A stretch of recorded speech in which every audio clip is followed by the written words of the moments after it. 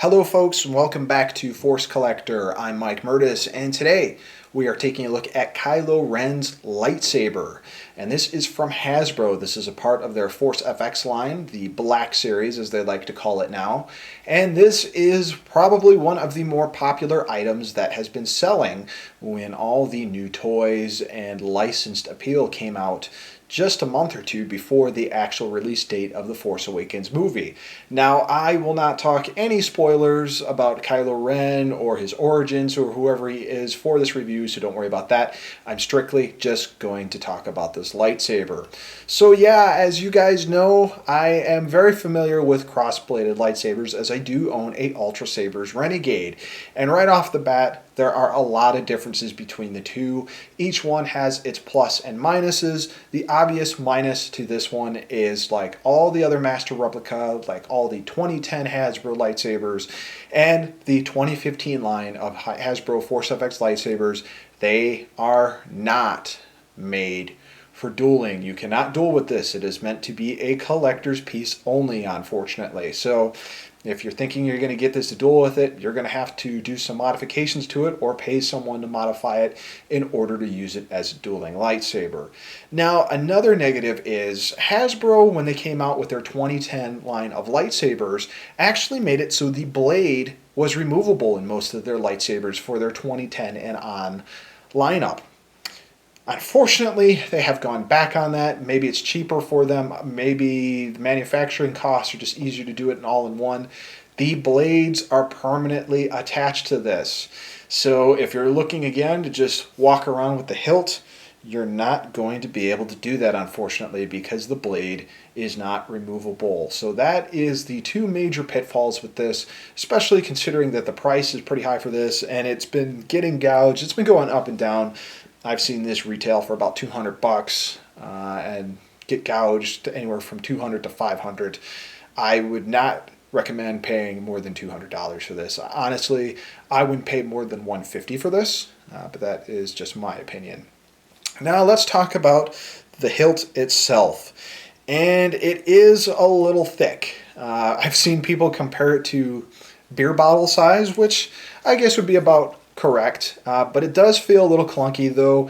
Kylo Ren's lightsaber is supposed to be kind of made from self-design anyways. As you can kind of tell, based on just the design here, we got this cool little cable that actually runs to it. So it's definitely got that look and captures that look that this is a novice constructing a lightsaber. Turning it around here, you can see the rest of the design here. Flip it over here. This is your activation switch here. And then if we turn it this way, this is where our batteries go as well as our speaker. So let's get to the next part of this review and turn this thing on.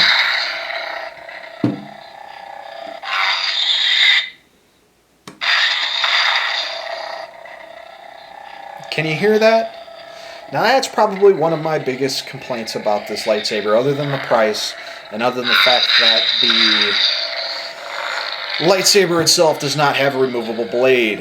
And that's the fact that the speaker sounds kind of cheap compared to Master Replicas and Hasbro's other lightsabers that they've put out throughout the years. It doesn't give a real good sense of an unstable lightsaber. It really just sounds like the speaker is cheap.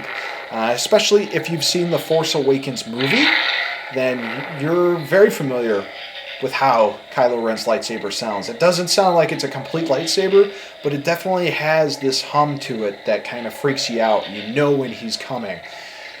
So again, this could really benefit from a better speaker. As far as practical use, again, this is not a lightsaber that you want to go ahead and use in any sort of dueling because it's going to break. As far as spinning goes, it's just a little too cumbersome to spin it around with. I wouldn't recommend it. I would really recommend either Saber Forge's version of the crossguard lightsaber, or even for moderate spinning, I would recommend the Ultra Sabers Renegade. But this I can't really recommend for spinning. The only thing I could recommend with this, honestly, is using it, displaying it as a crossguard lightsaber to put up with the rest of your memorabilia. So why don't we get a shot in the dark with this? I'll do some quick swings with it just so you can see how it lights up and the fact that it does have a separate ignition for the top blade and the sides.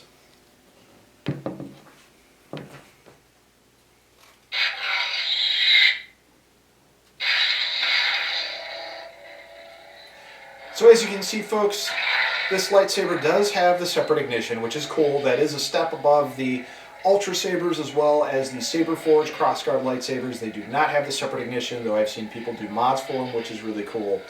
But this does have, when it's turned on, and it's easier to see now that the lights are off, the blade has some flickering to it, which is, again, meant to simulate the fact that this lightsaber is kind of custom crafted. It's using a cracked crystal, and it's not your typical lightsaber. So it does give off a cool effect.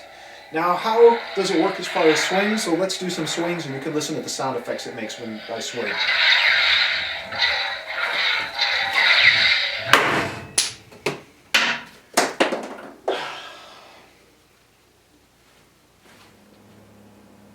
Alright guys, so you probably heard, at least in the last portion of this video, as I was spinning this thing around, a giant crack and then the bouncing of plastic. Well, this is the main reason when I use custom lightsabers that I do 24-inch blades in the house, because you have a lot more clearance from the ceiling, from any light bulbs or whatever. I got a little too overzealous spinning this thing, and what happened? Well, I smacked the ceiling, and I smacked the ceiling so hard that I actually ended up popping off the top portion of the blade. And it went flying off, and the switch actually turned off too, just from the vibration of this hitting it. Now, amazingly, none of the actual LED bulbs on this thing went out. The top of it just cracked. And I was actually able to salvage the top of it. I just used a little bit of Gorilla Glue and put it back together just a little while ago, and now it's settling and it seems like it's good to go. Obviously though, like they say, this is not meant to duel with, it's not meant to spin with, especially if you're not in an open area like I should have been in. So that's going to knock down the value of this thing tremendously, which is okay. Honestly, what I'm going to do with this thing, I had it in a box before because I really didn't have any place for it. What I'm going to do now is take my custom crossguard lightsaber that I have, pull that out, and put this in place downstairs. I got a little section that's got a Kylo Ren poster and a saber stand, and I'm going to put his actual saber there. So not the end of the world, just a little depressing, but you saw how easy it is to break one of these things. And in this case, I just tapped the top. Well, okay, it was more than a tap. It was a nice whack. I whacked the top of it, and off went the top. And I got lucky. I could have messed this thing up even more, but even still, for the whack it took, at least all the lights are good. Here, I'll show you real quick. Good there. And yeah, I guess that doesn't look too bad. Not great, but not bad. I definitely still won't be dueling with it, but a little disappointing there to say the least.